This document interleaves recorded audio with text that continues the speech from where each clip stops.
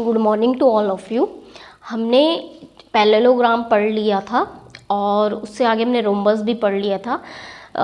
हमारा जो चैप्टर चल रहा था वो अंडरस्टैंडिंग क्वाड्रिलेटरल था, ठीक है। तो उससे आगे आज हम पढ़ेंगे रेक्टेंगल, ठीक है।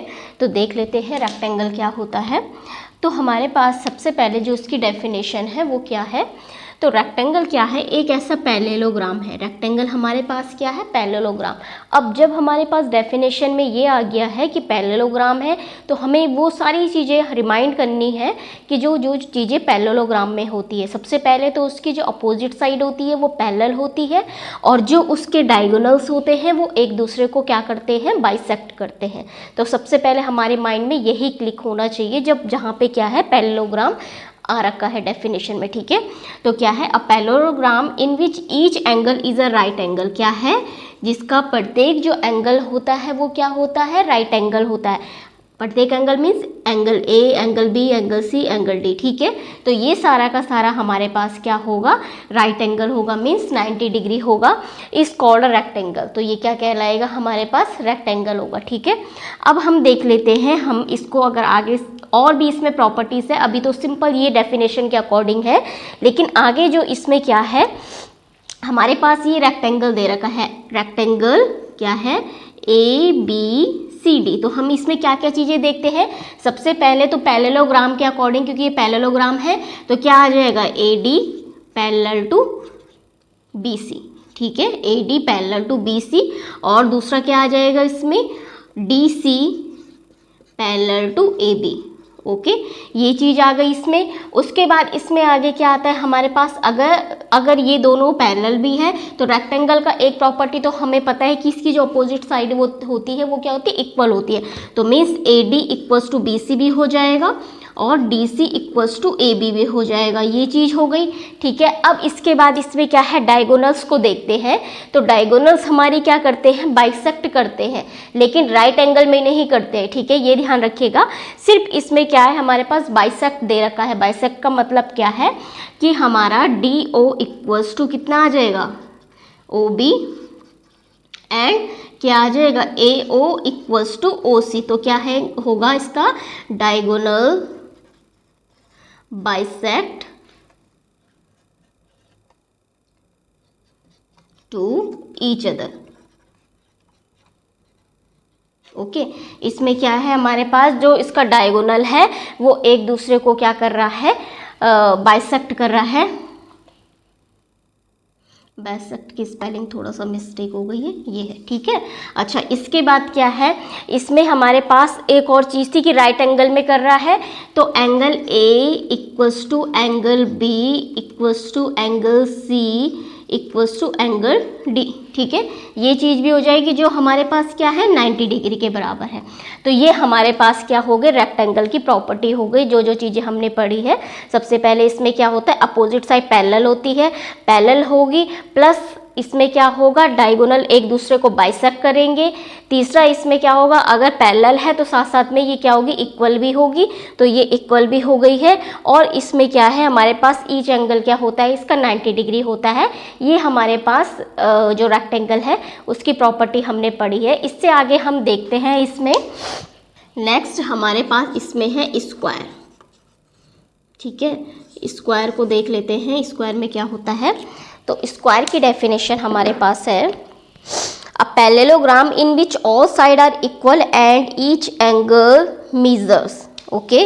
अ पैरेललोग्राम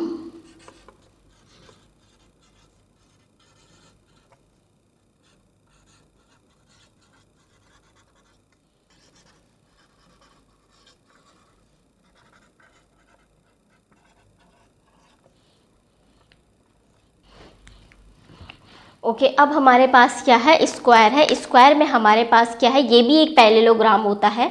तो पैरेललोग्राम की जो प्रॉपर्टी है कि इसमें क्या होता है, अपोजिट साइड पैरेलल होते हैं प्लस इसके डायगोनल बाइसेक्ट करते हैं। ठीक है, तो सिंपल सा दो प्रॉपर्टी तो ये पैरेललोग्राम में है ही।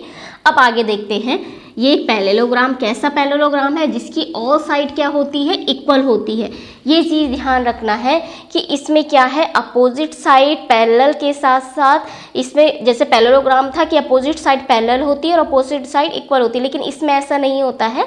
इसमें ऑल साइड क्या होती है, इक्वल होती है, प्लस इसमें ईच एंगल क्या होता है, मीज़र होता है। मीज़र में जिसको मीज़र किया जा सकता है, मिजरेबल, अब वो क्या होगा, 90 डिग्री होगा। ठीक है, मीज़र का मतलब वो 90 डिग्री है।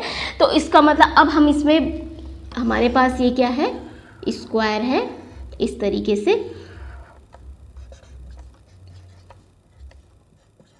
ठीक है, अब स्क्वायर है हमारे पास, इसका जो डायगोनल है वो इस तरीके से क्या है, एक दूसरे को क्या कर रहा है, बाइसेक्ट कर रहा है। और बाइसेक्ट करने के साथ साथ इसका जो ईच एंगल है वो राइट एंगल होता है, प्लस इसमें एक प्रॉपर्टी और होती है, जो इसमें ये एंगल होता है ये हमारे पास क्या होता है, 90 डिग्री होता है। क्या होता है, 90 डिग्री होता है। इसके डायगोनल एक दूसरे को बाइसेक्ट करते हैं, और बाइसेक्ट तो करते हैं, साथ में कहाँ पे बाइसेक्ट करते हैं, राइट एंगल में बाइसेक्ट करते हैं। ठीक है, तो अब हम देख लेते हैं इसमें जो जो चीज़ें हमने पढ़ी। और इसमें क्या है, सबसे पहले तो A B parallel to C D हो जाएगा, डी सी लिख देते हैं, and A D parallel to B C. ठीक है, और ऑल साइड इक्वल है, इसका मतलब क्या होगा, A D equals to B C equals to A B equals to D C. ठीक है, तो ऑल साइड इक्वल भी हो गया, प्लस इसमें हमने क्या बोला, एंगल भी इक्वल होते हैं और 90 डिग्री होता है। Angle A equals to angle B equals to angle C equals to angle D equals to 90 degree, और ये एक दूसरे को बाइसेक्ट करते हैं। और बाइसेक्ट करने के साथ साथ ये कहाँ पे बाइसेक्ट करते हैं, हमारा राइट एंगल पे। तो सबसे पहले हम ए ओ इक्वल्स टू ओ सी और D O equals to O B. ठीक है, D O equals to O B. हमने यही चीज़ कहाँ पे पढ़ी थी, रोम्बस के डायगोनल में भी पढ़ी थी। वो एक दूसरे को बाइसेक्ट करते हैं, लेकिन कहाँ पे, राइट एंगल में करते हैं। ठीक है, तो वही चीज़ यहाँ पे भी है। तो ये क्या हो गया, लेकिन उसमें क्या था, पैरेलल थी साइडें। ठीक है, इसमें क्या है, पैरेलल के साथ साथ इक्वल भी है। तो ये क्या है, D O equals to O B, और यहाँ पे ए ओ ओ C D O O B, हाँ ये चीज़ हो गई है। तो इसमें क्या हो जाएगा, डायगोनल बाइसेक्ट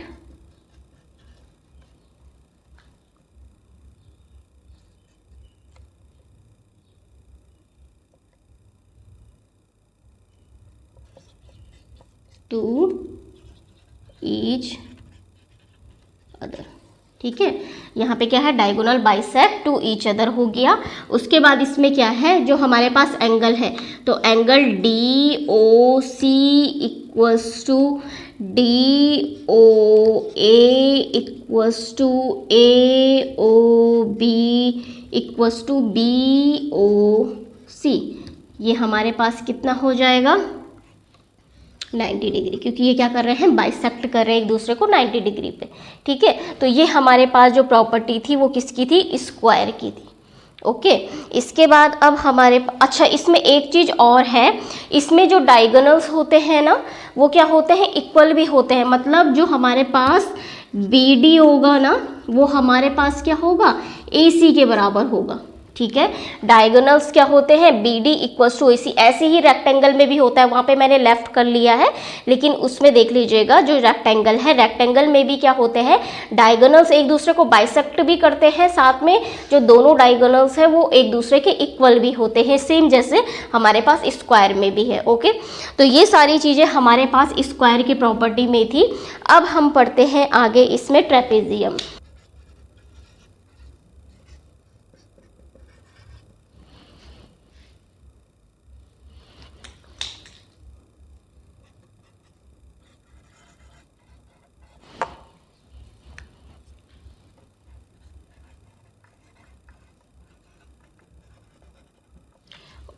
ओके, अब हमारे पास नेक्स्ट है ट्रेपेजियम। ट्रेपेजियम में हमारे पास क्या होता है, ट्रेपेजियम क्या है, एक ऐसा क्वाड्रिलेटरल है। ठीक है, ट्रापेजियम एक ऐसा क्वाड्रिलेटरल, ये पैरेललोग्राम नहीं है, सिर्फ क्वाड्रिलेटरल है। ओके, तो इसमें क्या होता है हमारे पास, क्वाड्रिलेटरल में जिसकी 4 साइड होगी। अब वो कुछ भी प्रॉपर्टी है, अब इसके अकॉर्डिंग देख लेते हैं डेफिनेशन में क्या लिखा गया है।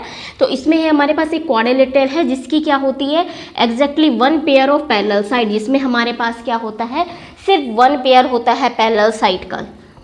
यहाँ पे मैं डायग्राम के थ्रू आपको समझा देती हूँ। इस तरीके से हमारे पास क्या हो गया, ये ट्रेपेजियम है।